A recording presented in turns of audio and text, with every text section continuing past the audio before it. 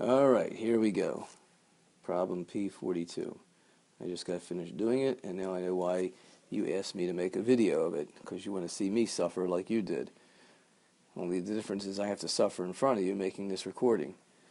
All right, so this problem was meant to have you look into the textbook and teach yourself a few additional items. So, in case you couldn't quite catch on to it, I will do that here. And here's how it goes. Let's do the easy thing first, and let's find out what was bought. The purchase was at 1114. They paid 573. You can look in the book to follow along to see where I get the numbers. 573 was the purchase price for 60%. You know where we're going here. This should be second nature.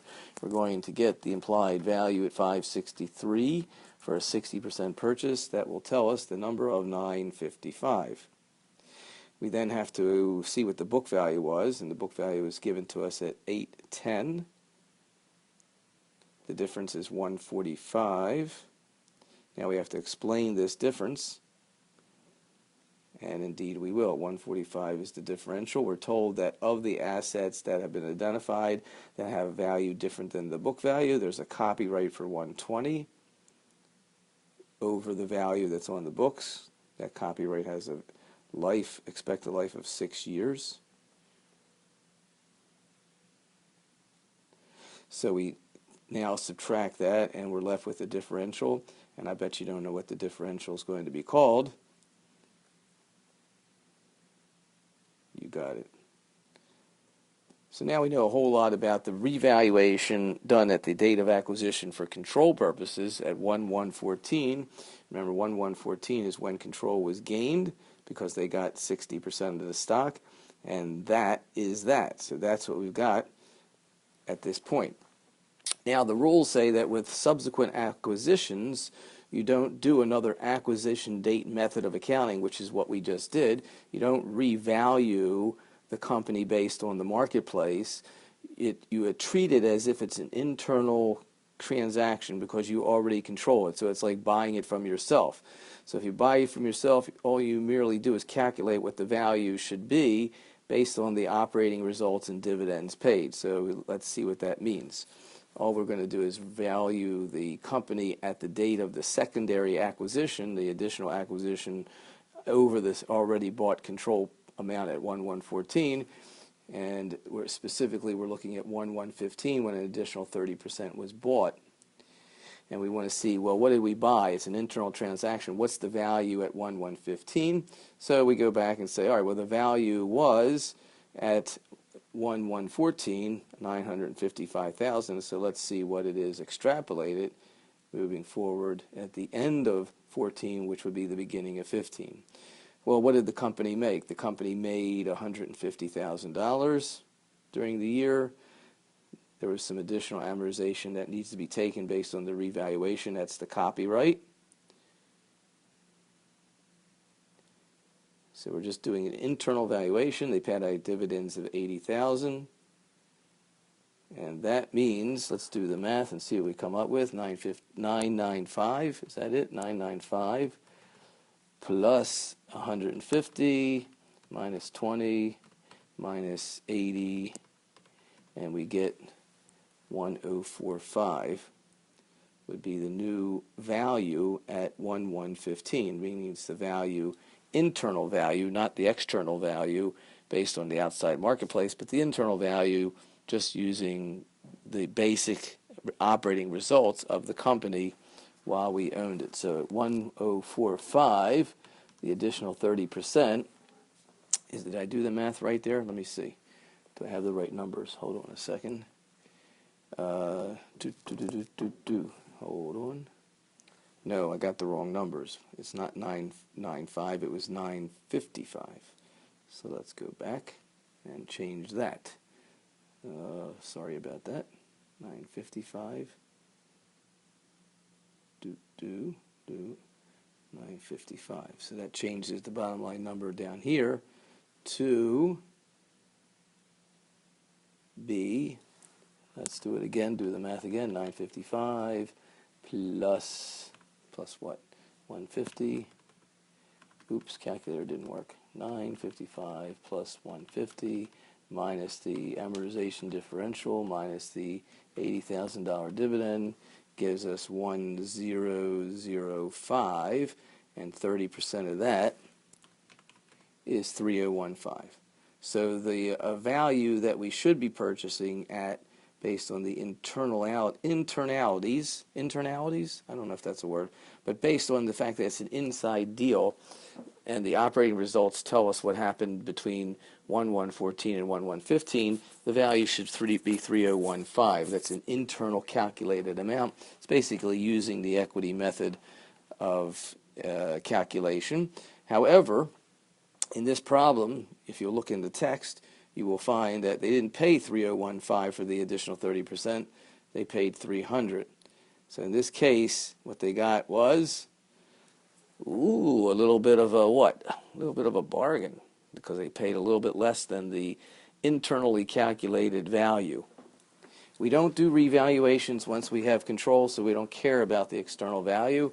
We just go from the beginning, when we had an external value, the date of acquisition method accounting 1/1/14, we just do the math like we did here. So the math shows us that it should be 3015, but we paid 300. That means internally there's been a bargain purchase. But since it's internal and it's related parties, it would be unfair to record it as a bargain purchase. So the way it gets recorded is the following. We do record the investment based on 30% of what it should be worth based on this internal calculation. So that would be 3015. The cash paid was only 300. And now normally you would say it's a bargain purchase and record as a gain, but since it's related parties, controlled parties, we don't do that. We simply put it to the additional paid in capital. So that would be 1,500, our entry balances, and that is the entry on the books of the parent for the additional purchase. So we've now answered question A, which is what was the journal entry for it's the investment account for the additional 30%. Whew. Okay, let's see if we can do part B. Do we have time for that here?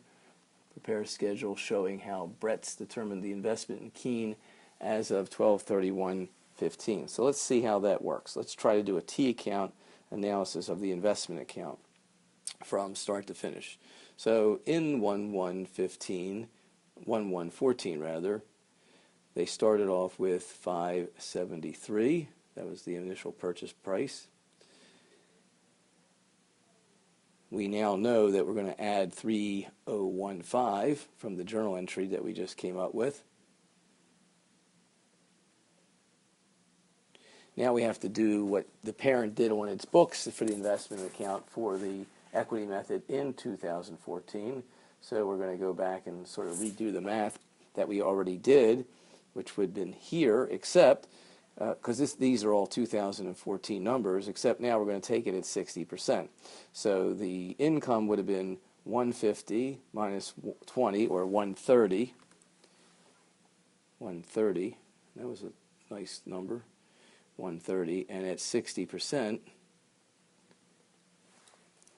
130 is $78,000. So take the $78,000 back here, and we'll change the color a little bit. This is equity method. We're going to add that to the investment account. Now go back. The dividend for the year was 80. So at 60%, $80,000 is 48. So we'll take that off. This is equity method of application in the investment account in 2014, and now we'll do 2015, same thing. The income from the subsidiary was 180 minus 20 for the amortization of the copyright, so 160 at now 90%, because now they own 90%. 160 at 90% is 144, so that gets added to the investment account. The dividends were 60,000. 90% of the $60,000 dividend was 54,000. So again, this is just what the equity method would be doing to the investment account if we were looking at a T account for investments. And let's see what we get. We get, let's see, we got 573 plus 3015 minus, gee, I hope I'm doing this right. So 78 plus 78 plus 144 minus the dividends, 48,000, 54,000, and we get 994,594. And if you look on the balance sheet in the textbook and the problem, that's exactly right. So we'll give ourselves a double check mark. Okay. Don't ask me how many times it took to make this recording go smoothly like this. I'm not telling. But let's put it this way. If this was Hollywood, this would have been take number 357. Okay, which is check that out. I think it's a prime number. That's cool. Anyway, that is A and B.